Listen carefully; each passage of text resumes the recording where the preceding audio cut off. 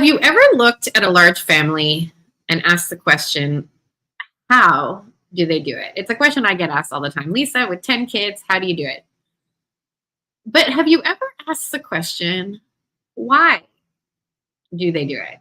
Today on the podcast, I have an exceptionally special guest. All of my guests are special, but I am so excited to welcome Dr. Catherine Pakaluk. Dr. Catherine is a professor at Catholic University of America. She was at Ave Maria. I want to ask her which Catholic university is the best Catholic university to send your children to. We are going to dive in to the motivations that might exist in large family living today on the Possibility Mom Live.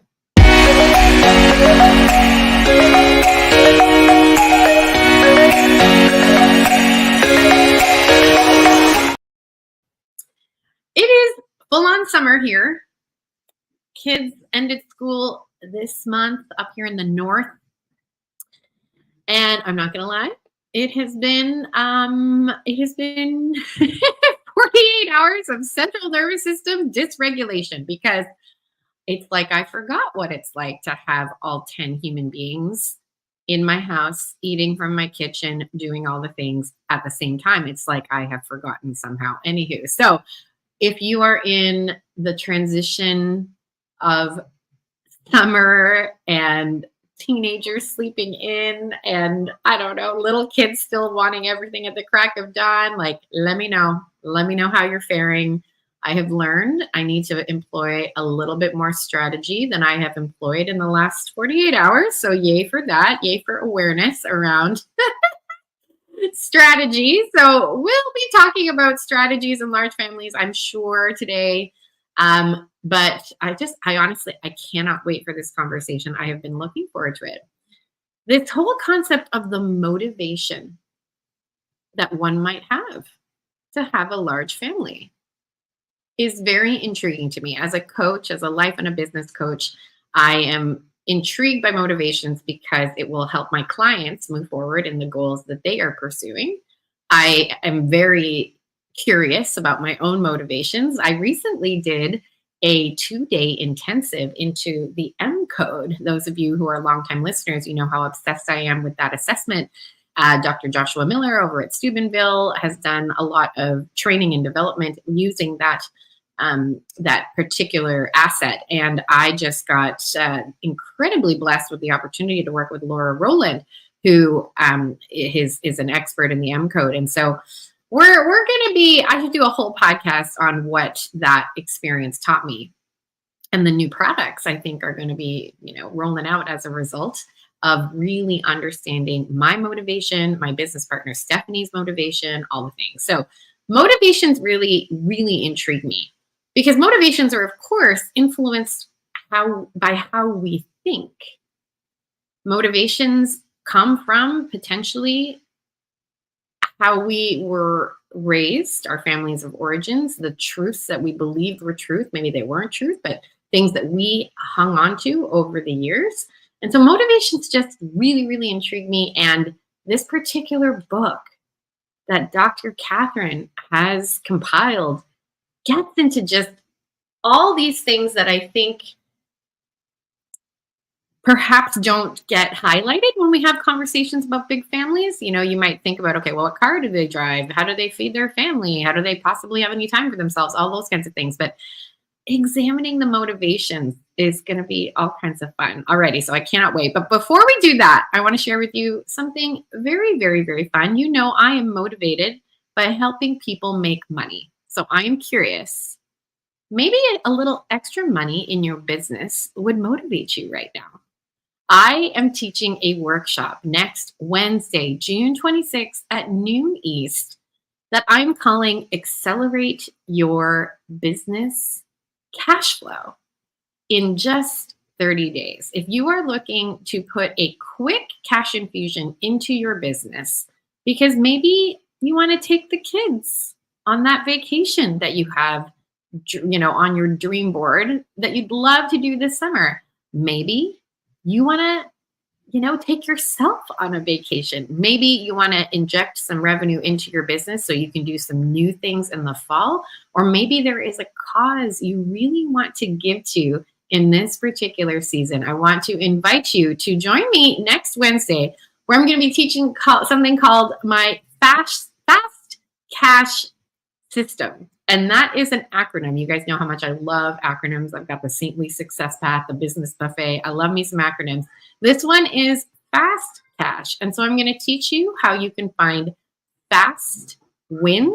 How can you take a product maybe that you think is very ordinary, but to other people is extremely desirable? Let's make that into a fast revenue generating machine. How can you leverage your community or some of your existing customers to create some new alliances or some new partnerships to, again, increase the revenue in your business in time for summer adventures? And also just kind of put on a very creative thinking hat of uncovering and mining different possibilities for revenue. So you can join me via the link wherever you're watching or listening to this. You can find the link to my Fast Cash Accelerate Your Business Revenue Workshop next Wednesday, June 24. There's going to be live coaching. There's going to be teaching and enablement. I'm excited to cheer you on to making money in your business this summer. All right. Without further ado, I am so excited to welcome to the podcast the beautiful Dr. Catherine Pakaluk. Dr. Catherine, welcome. Hi, thank you. I'm so excited to be here. Now, I could read a resume of yours that would take up like 10 pages. I'm just going to let you introduce yourself. Dr. Catherine, for anyone who might not be familiar with you and your work, what do you do? So I teach college, and I like to put it that way because it's feels to me like my second vocation, but very close to my first vocation. So I think of teaching as really an extension of my motherhood.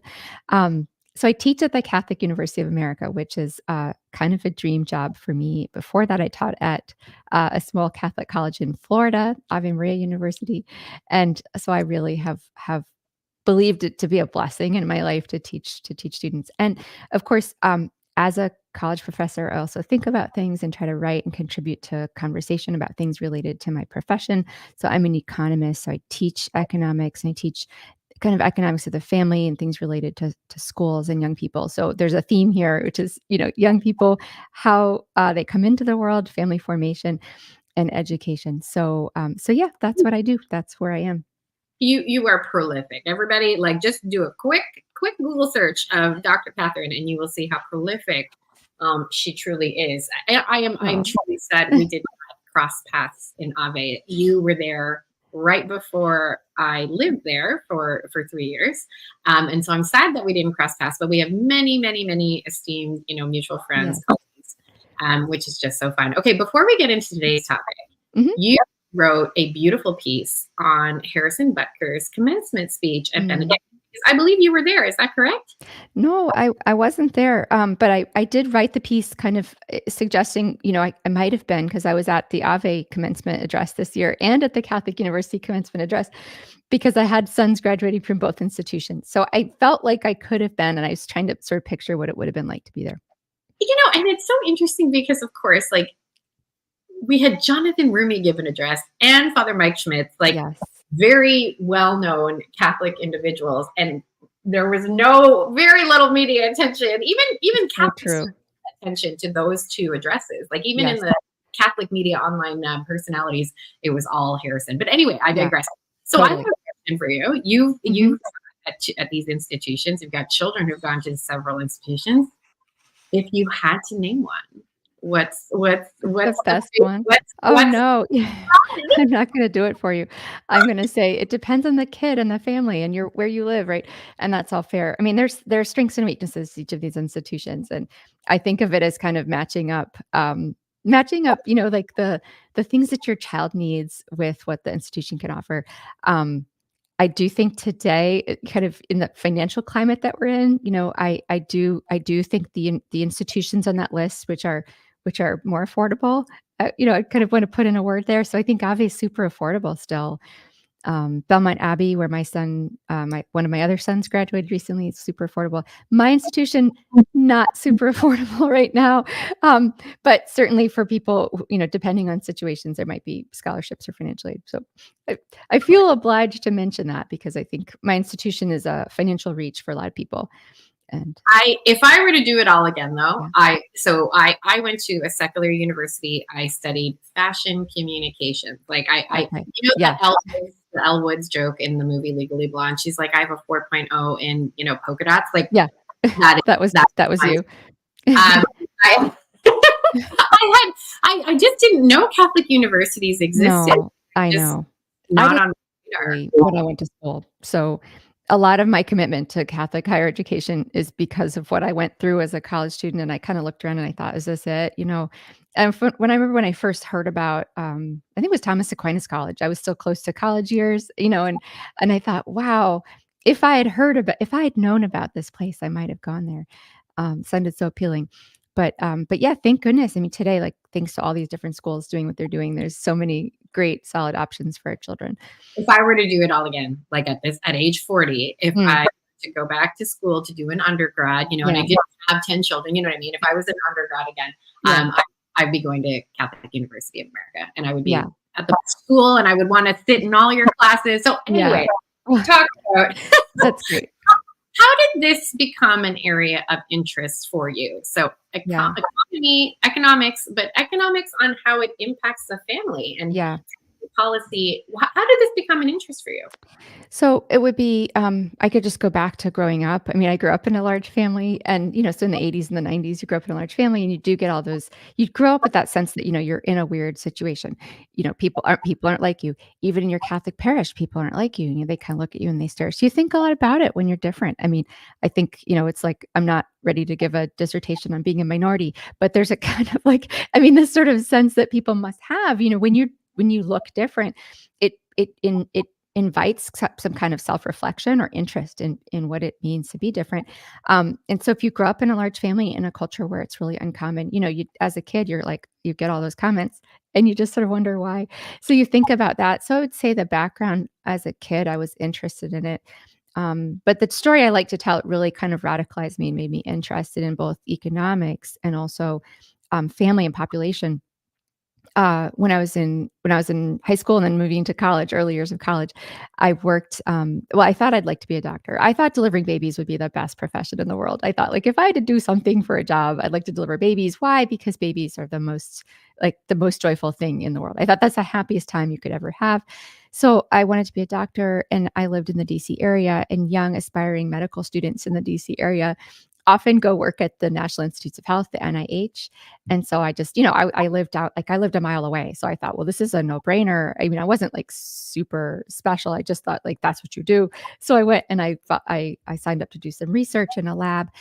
And yeah, they're super smart people. And we were in a lab working on AIDS research and viral epidemiology. And very interestingly, I heard many of these doctors, these very smart, prestigious, expert people saying things like, thank goodness for AIDS, right? Because there's too many people in Africa and this will relieve the population pressure. And you could think, like, you're 19 years old and you're idealistic and, you think babies are the best thing in the world. Um, and then you're hearing these folks say, actually disease is maybe kind of got a silver lining to it, this horrible disease. And that really, I like to say, it radicalized me. It exposed me early on to the idea that many times experts and people with lots of letters after their name may not be wise and they may not be good. And that was a good lesson to learn early in life, right? That they could be so, actually really so cruel to think that it was maybe a good thing. And of course, part of this came along with, well, it was good that people in other places were going to die, not here, and that also really, I thought, oh, that's really contemptible. But then it really just, it left me with this profound question. I mean, I was 19, I didn't know anything. I didn't know what economics was. Here I was, I want to deliver babies. And so I thought to myself, well, is it possibly true that there's so many people that we kind of have to sit around and, like, hope for the next pandemic to come around or the next disease to come around or hope for some natural disasters? Is that the situation we're in? And of course, I mean, I was young, I wasn't that knowledgeable. but I was pious, I was religious, and I thought, "Well, did God make the world in such a way, right, that we have to look for people to drop dead, right, for things to work out?" And I just realized I didn't know the answer. I didn't think that could be true. I didn't think it could be true, but I thought, I don't really know the answer. I don't know why it must be false that people we can celebrate the numbers of people being born in Africa. That's what I believed, but I didn't know why that was true. And so that is really, you asked like, how did I get interested or where did the path start? And that's really the story. I don't tell that in the book, but there's that's kind of how I personally got interested in what economics is. And that's a long time ago now, more longer than I want to tell you, but I don't regret it. It's been a really fascinating, there are lots of twists and turns there and the kinds of things I studied. It took a long time for me to get back to those questions about population. But yeah, that was the beginning of it. How many are you from? Like, how many siblings do you have? I have 8 siblings. So Oh, yeah, so we're 9 of us. I was the oldest, so I remember, most of them being born, not all of them, but most of them. And I just thought it was great. And I'll say this for the listeners who may not, oh, my folks had a not a very happy marriage, but the children coming was always happy. The new siblings coming was always happy. And, even today, in spite of the fact that my parents' marriage didn't make it, we wouldn't for a second wish to not have one of our siblings, right? It's like in fact, in spite of the sad marriage, and the breakup, it's a huge gift to us to grow up with 8 siblings. you have 8 children of your Mhm. own, and I Yeah. know you just, are you a grandmother yet, or are you? Yes. Yes, Oh, I'm a grandma. It's great, it still feels new. People say, "What are you gonna get called as a grandma?" I said, "I don't know, she's still, 2 months old." I don't know, but, yeah, our 3rd son who, is let's say he is turning 21 next month in July, so he's really quite young. They got married last July and had their first baby in April. So baby Sophie is, yeah, we're so excited. oh my gosh, that's the best. She's And super cute. you pursued, there's an incredible photo of you Yeah. in your cap and gown with, I think, 6 small children. One Yeah. of your kids has got the cap on. It's so sweet. So you Yes. pursued Mhm. academia while Yeah. having a bunch of small kids. So tell Yeah. us a little bit about that. Sure, sure, sure. Okay, so a couple years after the story I told you, I was, like 19, 20. Around then, I sort of switched into studying economics from medicine or pre-medicine, and that seemed okay. And then I went on to graduate school. I started graduate school in 1998, I think, and then I met my husband in well, the fall of 1998. We got engaged in the spring of 99, and so we got married that summer after my first year of graduate school. And so, kind of the thought was like, well, probably it's not gonna work out, but you just get married, you could like, I don't know if I'll be blessed with children. So you know what you don't do, you don't just kind of quit. And why didn't I want to quit? A lot of reasons. I was really interested in what I was studying. My husband is also an academic researcher and a teacher. And we that was a lot of what drew us together. So I thought to myself, well, I probably can't do this full time if I'm blessed with children, but maybe I could get enough of it done that I could kind of keep it going part time. So let's see the stories. We were blessed with children right away, so I didn't quit my program. I stayed in it, and I just figured, well, I'll do the best I can as long as I can. And so we were excited to have children. We Our first son was born 9 months after we got married, so right away. And, yeah, let's just say there were some bumpy parts in the beginning. There were some exams I didn't do so well on, and I was trying to figure out how to kind of get that more the course intensive part of graduate school is the part that it's not that forgiving. You have to take tests and, they have a schedule. So, let's just say there are some tests I took twice. So, but I like to say this because people look from the outside and they think, "Oh, it all worked for you. I couldn't do that." But I really like to stress that, like, I'm not a, um, I don't walk on water. I missed markers. There were things I rescheduled. Like, there was a lot of grit and perseverance, but I don't know, I wasn't at the top of my game all the time. And so I just kind of took that attitude, like, I'll just keep doing it part-time as long as I don't get kicked out and as long as I'm enjoying studying. And the end of that story is 12 years later. So 12 years later, I did graduate, and that's the picture that you saw with the 6 kiddos. And the reason I say, but look, 12 is the real number, the normal time to finish the degree that I took is 5 to 6 years, 6 being the outside. And so again, just to stress that, like, I think various types of careers and work can it's all possible, but not at the same time. I mean, or Mm. not exactly in the same chunk of time. So I just think that's like a big piece of um, how women are, you can do a lot of things, but I'm not doing it in the same way that my colleagues who have no children or have no family commitments are doing it. So yeah, I doubled the time. Thankfully, my graduate school was very generous. They didn't mind. And, nothing depends upon how fast you write papers or how, once you're out of the course intensive time of graduate school. So we just welcomed children as they came, and we were always excited to have more. And there was a point when they said, well, you're kind of nearing the time when we need to move you off the books here. Like, are you going to finish, fish or cut bait? And we just looked at each other like, can we just get these last things done? So we scrambled a little bit. I scrambled a little bit that last couple years, and then we finished. So 12 years. Yeah. It's a heroic effort to do, what you accomplish. It truly is. And it requires a lot of grit. I love that word. And that's one of the Yeah. things that you explore in your brand new book, Hannah's Yeah. Children. The women quietly defying the birth dearth. I'm going to read that word. Hannah's Children, the women quietly deferring the birth dearth. And, as the book description reads, in the midst of a historic birth dearth, why do some 5% of American women choose to defy the demographic norm by bearing 5 or more children? And I am so intrigued. What was the impetus behind this project? You interviewed Yeah. 50 women across America who all had a college degree, who had 5 or more children. You have 100 hours of recorded research. That's right. What was the impetus for starting this project? Yeah. So, yeah. So, I mean, I think, we could list a lot of possible impetus possibilities. I mean, it's, so interesting. These are just untold stories. I like to say they're kind of an unlooked or overlooked group of women. All those are true and important reasons. And, just people are interesting. So, for me, I love people. I didn't need, okay, but why? What is the research motive? Like, what makes this an academic project that someone like me would undertake? And you'd write it down and you'd send it to people and they go, oh, heck yeah, this would be great. Okay. So I'll try to put it in a nutshell. So we are in this global population decline, right? So people are having fewer and fewer children these days.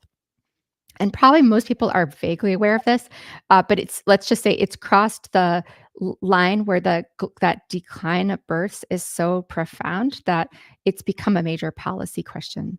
And as an economist, like those sorts of human related policy questions are the types of things we deal with. And so what I was seeing was a lot of confusion out there about what's going on.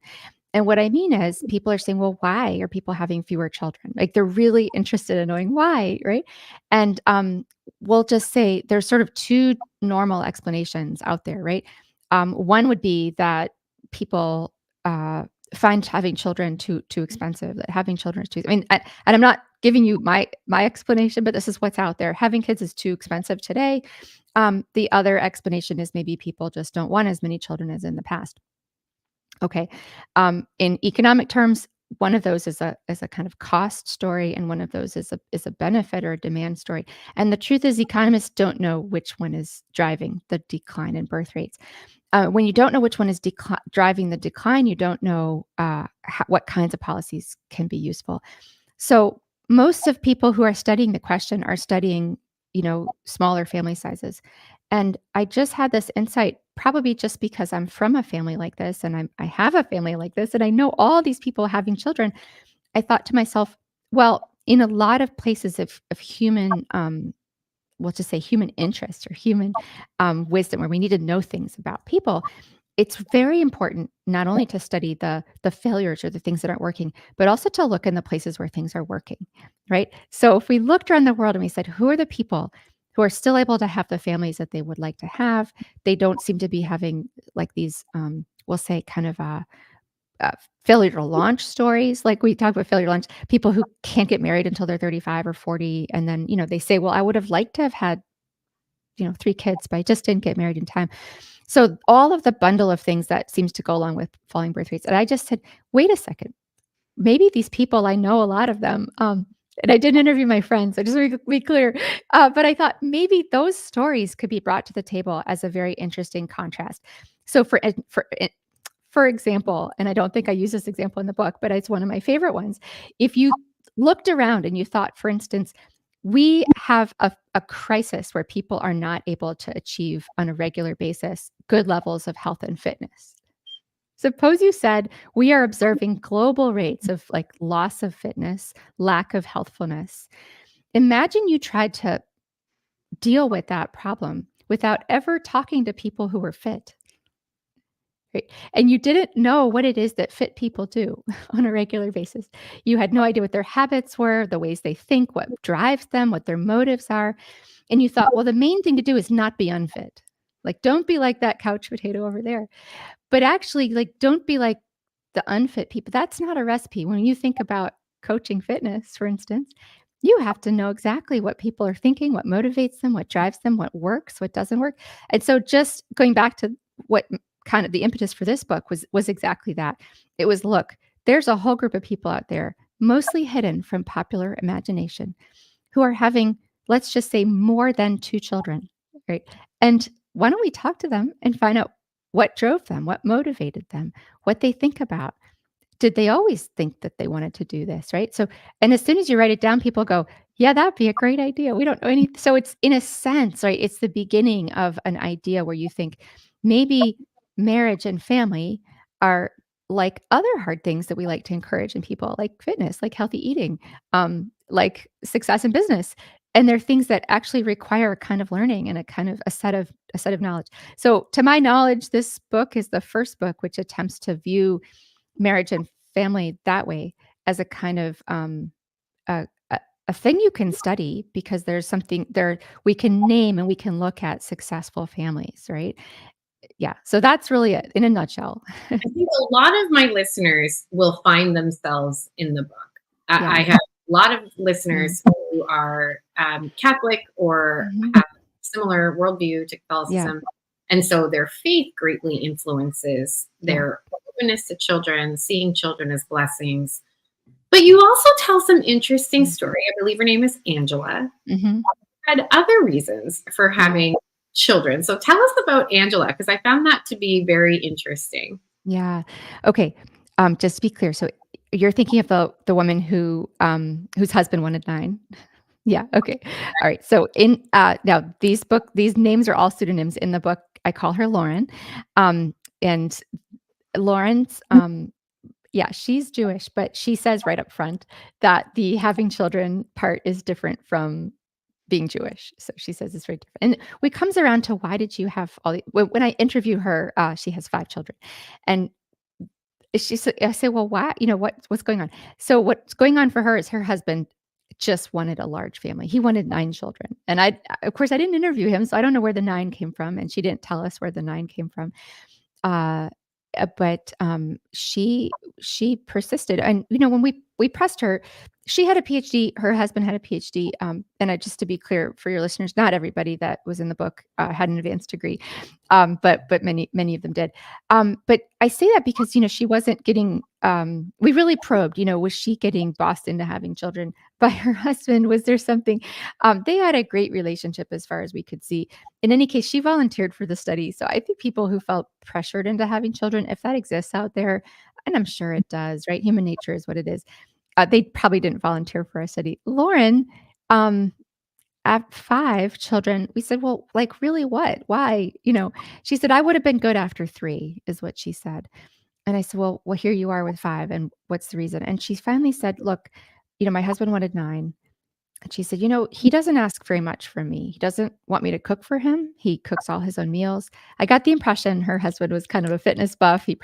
Maybe he made a lot of, special meals for his program. They had a gym in the basement, that was part of the story, which was really fun. But they had she said, "Well, he cooks for his own meals. He does his own laundry. He doesn't want those sort of traditional domestic things from me. What is it's the one thing he asked for. It's the one thing he asked for."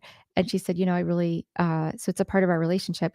And I thought that was super beautiful, for her. Now, of course, why does that not happen to more people? Because actually it's super unusual for a husband to ask for 9 children. Super unusual. Maybe it was common in the past. I've done a little research into that. But yeah, it's a great story. It's a very helpful story in terms of outlining that these are stories. I mean, you mentioned most of the women had these kind of religious commitments to the idea that children are blessings. Um, but what does that look like from child to child? Does it mean that women are just mindlessly having children, or that they don't, like, how do you go from one to the next one? And that's what I really wanted to unpack in terms of agency and Yeah. yeah, So right? it's That was interesting. like, I remember when I was first starting out my yeah, large family career, right? So, yeah. you know, kids 3 and under, all in diapers, absolutely exhausted, constantly like crying, being like, "Is this my life? Like, I just clean up." And I remember I would talk to moms ahead of me on the journey who already had like teenagers Yeah, and remembered those times. They would be like, "I promise you, like it gets easier," and I'd be like, "You're lying. It's not gonna get easier." But right. people would ask me, and they would ask it sincerely. They would be like, "Okay, I'm really confused.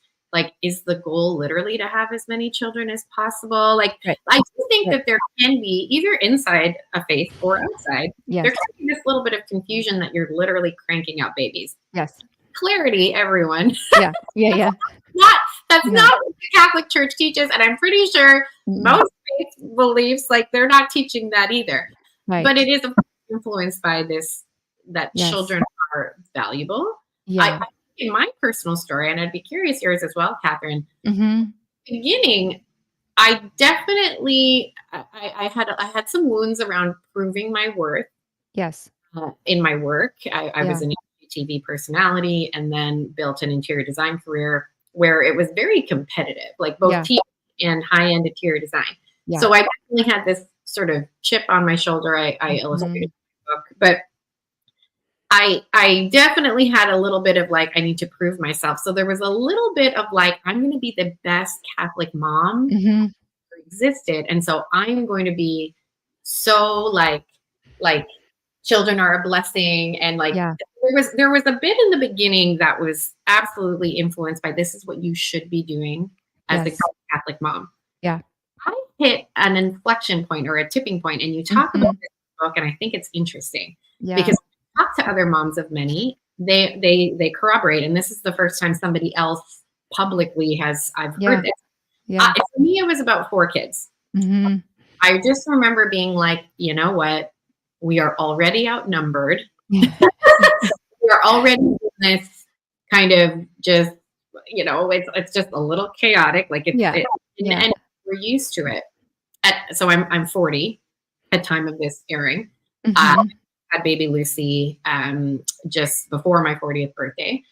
Okay. If I'm being very, very honest, Mhm. another baby would, certain, like we all, it would be not that big a deal. Like, I Yeah. mean, I'm certainly Yeah. going to discern it. I'm certainly going to be like, Josh, my husband, do we, is this something we want to be open to? So of course, Yeah. like, Yeah. I'm, we're always open, pardon my words there. We're always open, Mhm. is this something we want to participate in at this time? Yeah. So I Yeah. just want to emphasize that, yeah, we're Right. not throwing agency out the window, but Yeah.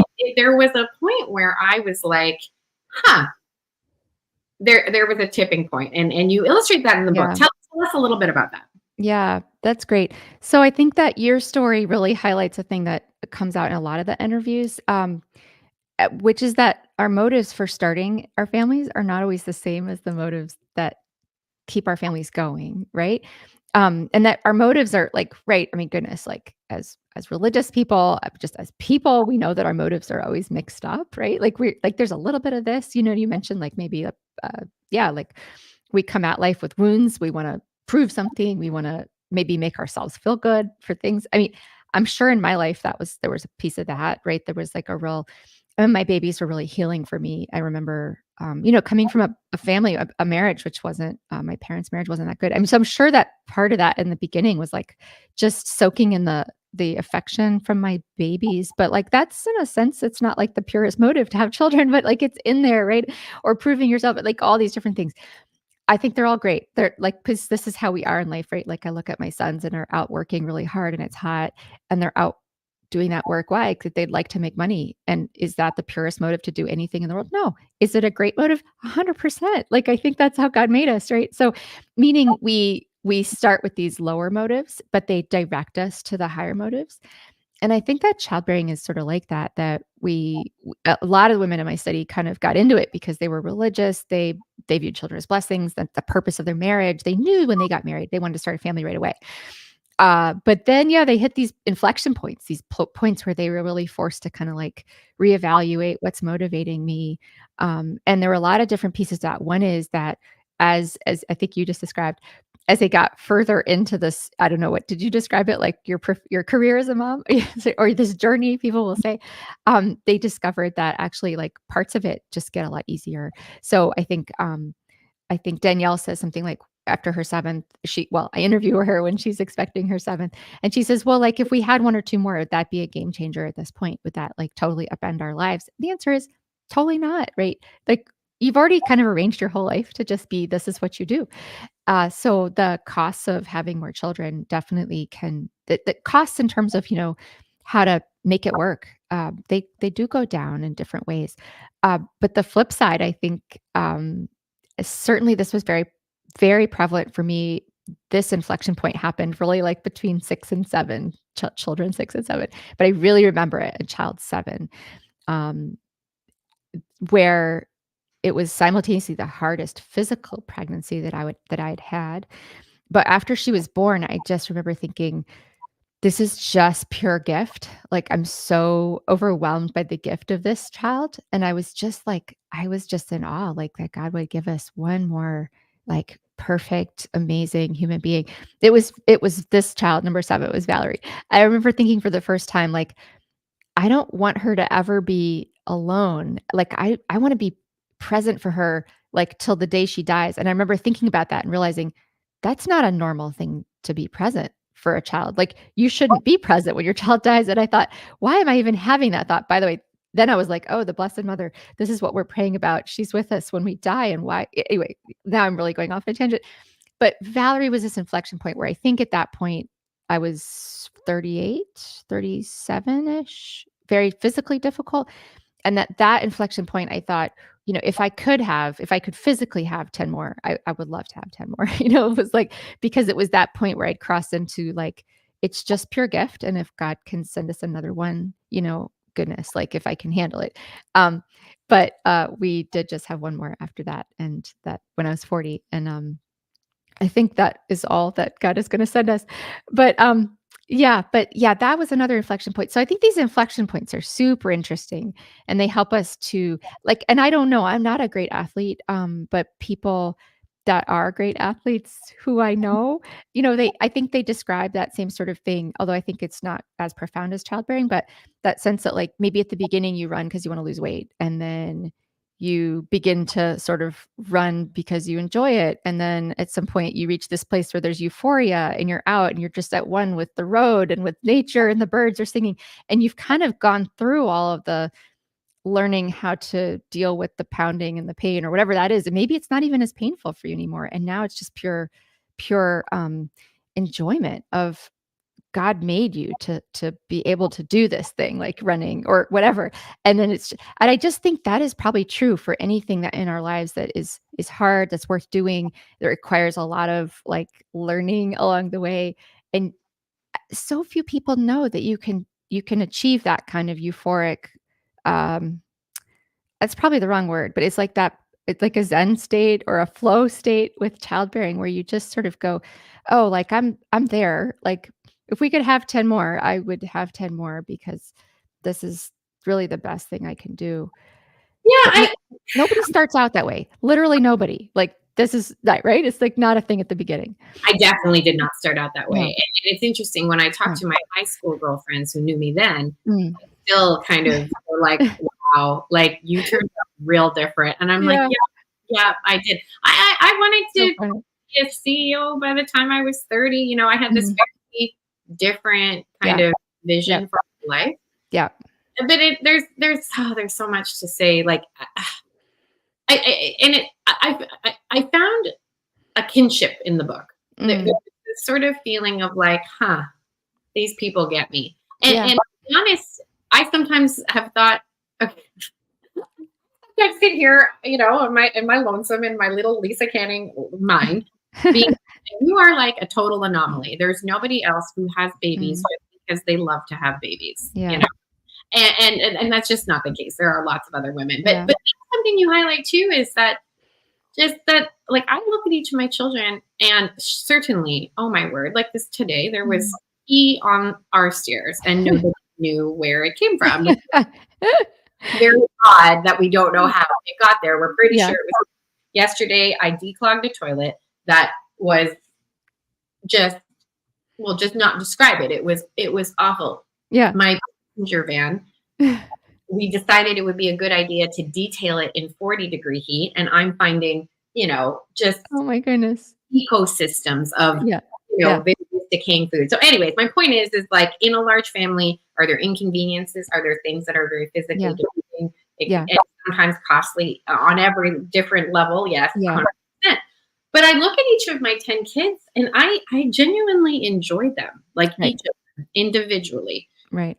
I enjoy observing the little network of people that Mm. exist Yeah. under my roof. I've got 5 boys and 5 girls. Mm. There are interesting little dynamics. Like there's Yeah. there's clearly kids who gravitate towards each other, Right. and it's a fascinating thing to just observe, Yeah. and I just enjoy it. And I remember being like, "You are a weirdo," like that's a weird.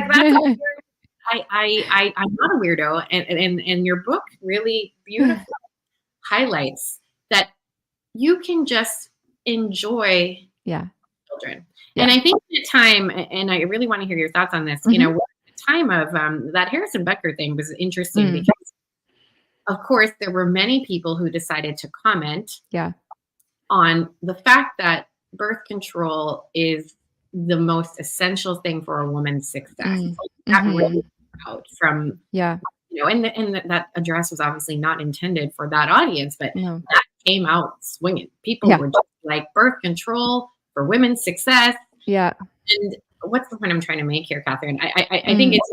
it's like it's like the book does a beautiful job of showcasing, like you can have a bunch of kids and success might look different, but Yeah. my goodness, is it possible? So Yeah. God, Well, I think that, right, the language that I really loved from one of my ladies, which sounds a little bit like your opening. I'm trying to remember what's in your opening that I thought was cool. She says, a little bit more super rational thinking is needed for people to know what's possible in your life. And she says, like possibilities of expansion, like things you never thought you could do, you can do. And I just loved that whole language. And, she was somebody, this was Hannah, who when she was younger, just didn't ever see herself having children at all. And she had this, she like went to Hawaii and meditated on the beach and like had dreadlocks and looked for the meaning of life and landed in Israel, got in touch with her religion, and then, met a guy with dreadlocks who was doing the same thing and then became super Jewish. And then they came back to the States and had 7 kids. And she is still like, I can't believe this is us. We both are scattered, disorganized people, and we never saw this. But yeah, but I think you have something about that kind of that you can expand, that there are things you can't even imagine. I mean, it's why I Yeah, the moniker, the possibility mom, like that, there and you and, go. and this is what I Love think I'm that. trying to express not clearly. It's Yeah. it's that I wish I had your book when I was navigating this in my mind, thinking I was a weirdo. Mm. Like Yeah, I wish I had more stories, and so right. please keep telling them. Like Yes, I will. let's I turn this will. movie or like a video series because I Yes. there's just great stories to be told. Yeah. Yeah. But the point is that I had to look beyond what I knew to be quote unquote normal. Mhm. How can I make this possible? Right. What needs to be made possible in order for babies to exist and Yeah. my Yeah. case, a career, a television career to exist? Yeah. Like I had Yeah. to personally think outside of the box of how can I look at what's possible. Let's talk about money because I can't not Okay. ask you as an economist questions Okay. about money Yeah. and size. That's a question Mhm. I get asked very, very personally. Like I don't Mm. know do exist in today's economy. And Yeah. I'm really curious also about policy, and maybe Yeah. we can talk about that a little bit. I'm Sure. a here in Canada Yeah. where our government offers money per Mhm. number of children you have based on your income, right? Yeah. And so that is a massive benefit to a family my size. Right. And of course, you can talk about the cost of that as well. But Mhm. I guess there's an open-ended question, like how concerned do we need to be about large families being able to afford, Mhm. what policies can be created? What are you Yeah. seeing both in the women that you interviewed as well Yeah. as in in your field of study? Yeah.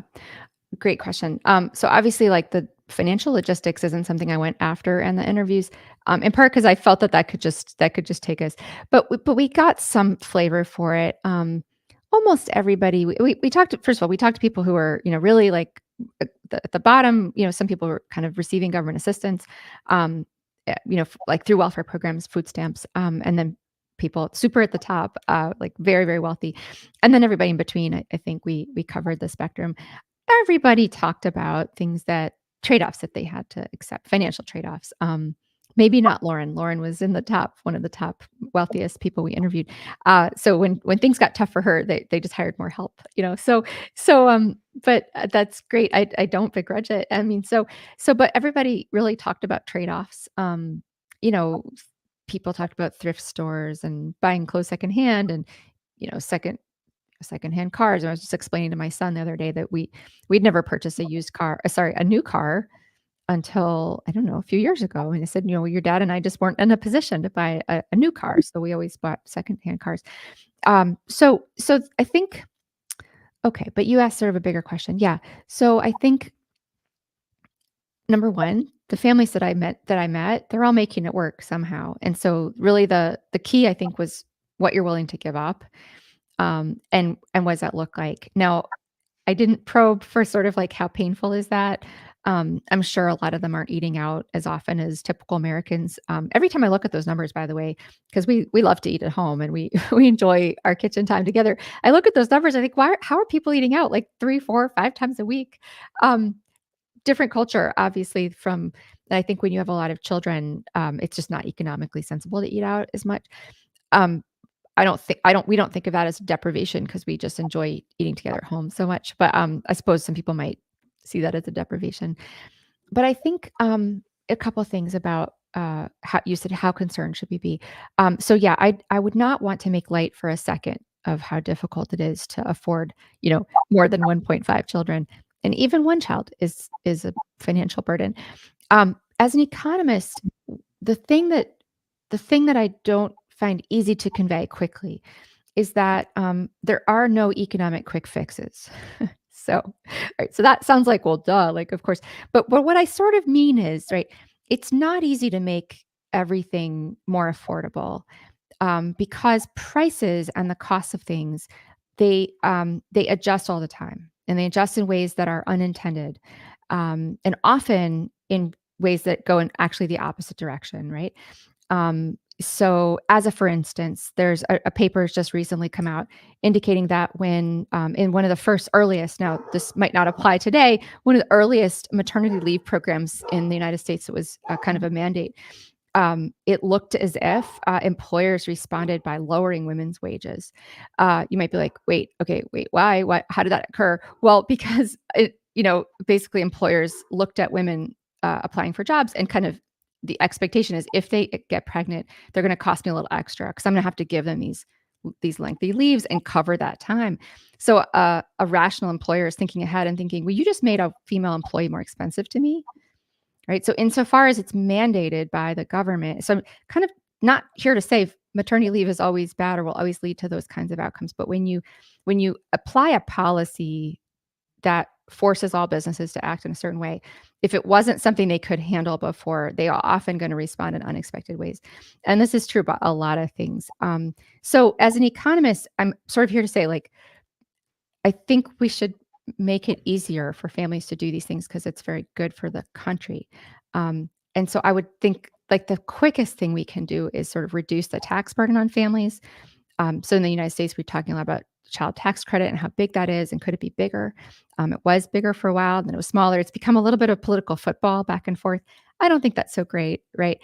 Um, and so reducing the tax burden, I think is probably like the number one thing we could do. And then generally sort of the things that are good for families are also just good for the economy, right? So, what are the kinds of things that I would like? So for me, right, I look and worry about the various kinds of regulations that make it more difficult for people to make second or third incomes in their home, small business owners, the way we treat them. And oftentimes we look and we go, oh, like, well, for instance, if a woman is home with her children, is it easy for her to open up open up a childcare business in her home? It's a very popular way for women to make an income. And in a lot of states, we make it very difficult for women to do that, like with, lots of regulations. So those are the kinds of things that I think economists would favor over, let's just say, sort of large blanket programs that send out checks to people. Yeah. Not that that's always wrong. It's just that it oftentimes doesn't lead to the things that you hope for. But generally, like making the economic climate like super healthy, right? And so from my perspective, that's lower regulation, lower taxation, those sorts of things. Can I share a dream I have? Yeah, for sure. So I have a community. It's called Wealth Without Guilt. It empowers Catholic moms to become online business owners or entrepreneurs in general. But my area of expertise is online business. Mm-hmm. I have a dream of being so wildly successful that I have so much money to give away. Like I would love to be sought after kind of, startup business cost, grant funder, where, and it's specifically for moms who want to do this at home. The hill I will die on, so to speak, among a couple. I've got a couple hills, but one of those hills is I want moms at home with their kids. Yeah, we need moms out as well. Obviously, we need moms out, and I'm not saying you're home all day every day, but my point is there's an incredible amount of flexibility that is awarded when you are an entrepreneur and you have some sort of freedom in, I'm going to leave my home or I'm going to leave my small children. It's interesting. I just coached a mom, a friend of mine, who came to me saying, I'm going to give a really big presentation. We've been hired to, coach an institution. And I have a 3-month-old.